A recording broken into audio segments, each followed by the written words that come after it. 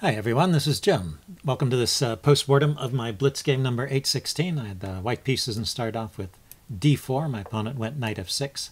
My opponent, by the way, was someone who is a viewer of my channel, so we chatted a bit during the game. That was kind of nice. Let's see, I'm playing a normal queen's pawn opening, and he's going for a Nimzo-Indian, and I play knight c3 to allow it. And he plays bishop b4, the Nimzo-Indian. That's something I like to play with black. But I also like it as white. I go for e3, the Rubinstein variation here, and black castles. I go bishop d3, which is the main move, and now he takes. So this move is a little bit rare. I was thinking that that maybe it gains me a tempo, but you know, I looked at it with the chess engine and also based on the course of the game. It doesn't seem like there's anything wrong with this move in particular. So I mean, the tempo that I've gained is, I guess it's this move here. I would have played a3 perhaps at some point to force that bishop to take, and here he's taking voluntarily without waiting for me to play that move. So I was thinking I've gained a tempo in my play by not having to play that a3 move, but it doesn't seem like there's any huge advantage that accrues to white after that. And anyway, after d5, we're just out of the opening book, but these are all just normal moves, and it keeps some edge to white. I mean, white has an opening advantage here, but it's not like a giant edge. Anyway, he takes. I develop. He goes bishop g4, pinning the knight. I don't break the pin immediately. I castle. And let's see, he goes rook e8. I thought that was a good move. I was thinking about whether to push in the long run with c4 or e4, and this really clamps down on my e4 plan. It would take a while to arrange e4 anyway, but it's a good idea to put that rook on a half-open file in any case. So I kick the bishop, h3. That's okay. He drops back, play c4. He takes, I take.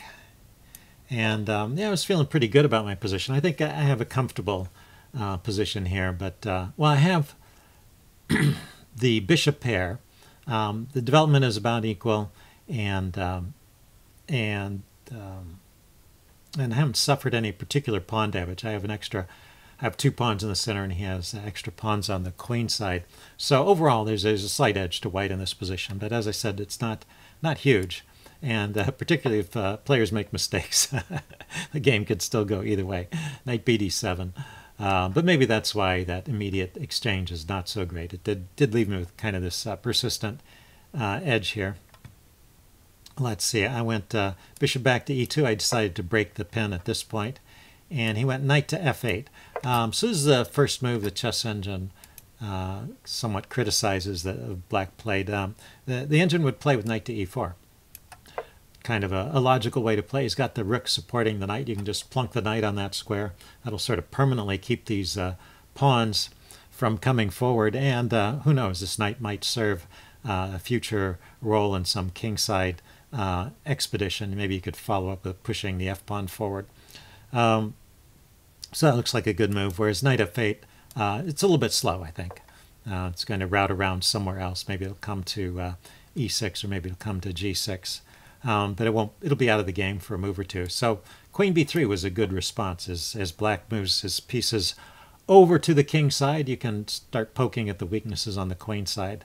And queen d5 is an outright mistake. And somehow I didn't, well, I played correctly at first, but actually the chess engine is already giving white a winning edge.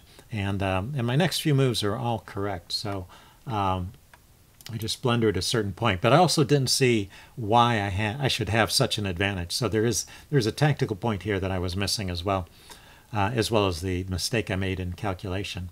Instead of queen d5, just protecting the pawn with b8 is recommended by the chess engine.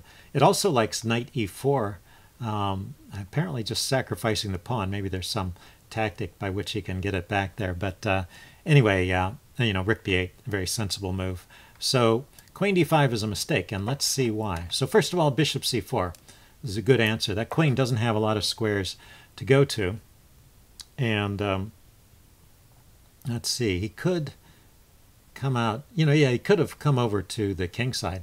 Maybe he could have considered moving the queen to f4, f5, I guess. Try and put pressure on my knight. Yeah, I don't see an immediate refutation to that. But anyway, let's just look at what happened in the game. The chess engine actually likes queen d8 best, dropping the queen back, because queen c6 gives me another tempo with the knight.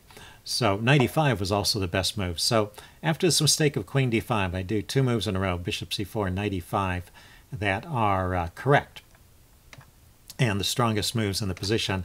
And I should be winning here after he plays queen b6. Actually, the chess engine slightly prefers rook takes e5, so it thinks that black is in such bad shape that black really needs to give up the exchange at this point, which is interesting. And then it gives pretty much a winning edge to white after that. So what is wrong with queen b6? Well, it certainly wasn't what I played. And the answer the chess engine gives is f4, which I didn't understand the point of this move at all. But, well, this is a good exercise for you guys. Can you spot some problems with black's position here and see if you can figure out the tactical ideas here that are winning for white? Okay, pause the video if you want some time to think about it. It's an interesting little puzzle. And this is otherwise a short video, so it's you've got time to, to think about it. I'm giving the answer away now. So let's look at the main line that the chess engine gives. The chess engine first gives taking, then pawn takes back, and then knight to d7, and then the exchange, knight takes, and then pawn to g4. And that is the key point that I was missing during the game. This bishop is trapped. It has nowhere to run. So this actually wins a whole piece for white. So that's why white is just winning in this position after the move f4. And you might think that bishop can be saved, but the g pawn or the f pawn here is nailed down. It can't move out of the way to give the bishop an escape square. So the bishop has nowhere to run to at the moment. And so, for example, if he plays h6 to give the bishop an escape square, then white continues like this. First g4, kicking the bishop back. Then f5, kicking the bishop back again. And now the bishop is, completely buried. And looking at this pawn here, which might never move. I don't know. He might eventually be able to get in g6 and bust out. But of course now the defender of the f7 pawn is gone, and knight takes f7 can be played without any risk. After the queen trade, I can just take back with the bishop, maintaining the knight on f7 and a nasty discovered check there. So in this position, after the move f4, if I had spotted these ideas, I would just be winning. Instead, I was thinking I could take this pawn. And, well, you heard me calculating out loud during the game. I had knight takes and then queen takes queen as a way to try and reduce the number of defenders. And then I had the knight moving with a discovered check on the king. And I looked at various ways that the king could deal with it, all while I was at this position. I have to do this in my imagination. So, I looked at the idea, if the king just moves, then the bishop will take the queen. If the bishop comes back to block the check on f7, then the bishop can still take the queen. The one move I didn't think of is the move he played, which is after knight takes, queen takes, knight back here, check, he has queen takes bishop to deal with the check, and that just leaves him a piece up. And that's what went down in the game. Here, let's play forward one more move, though, because there's another interesting point here. So I played knight takes f7. He went queen takes b3, the right response. Very good. And now I did mention there's this discovered check. This is actually the double check here. This is actually the best play for me, because now he has to move his king, only legal move, and I can take the queen now, and I keep my bishop, which is a good piece, and he wins my knight. So what is this? I've got this giant clump of pawns. I'm a piece down, but I have the bishop here, and I have this giant clump of pawns over here in the center and the king side.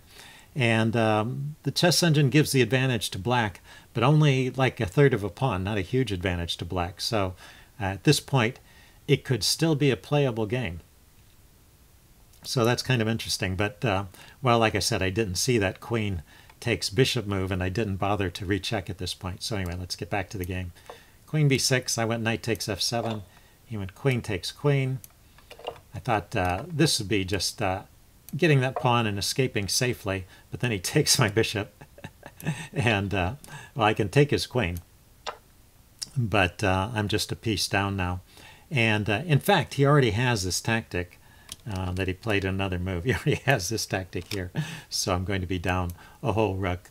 Let's see, he played knight e6, and if I was careful, I would have done something about the threat of bishop e2, but I was, I guess, a little flustered after my miscalculation there, and I didn't do anything to prevent that. And so now he's going to be up a whole rook. So I decided to resign. I mean, he doesn't win another piece because I can play here, but after he takes. So I've got a rook and 2 pieces, and he's got 2 rooks and 2 pieces, and you know, I have an extra pawn, but that's not going to be good enough. So in this position, I decided to resign. Anyway, fun game. Hope you guys enjoyed it, and I will see you again soon.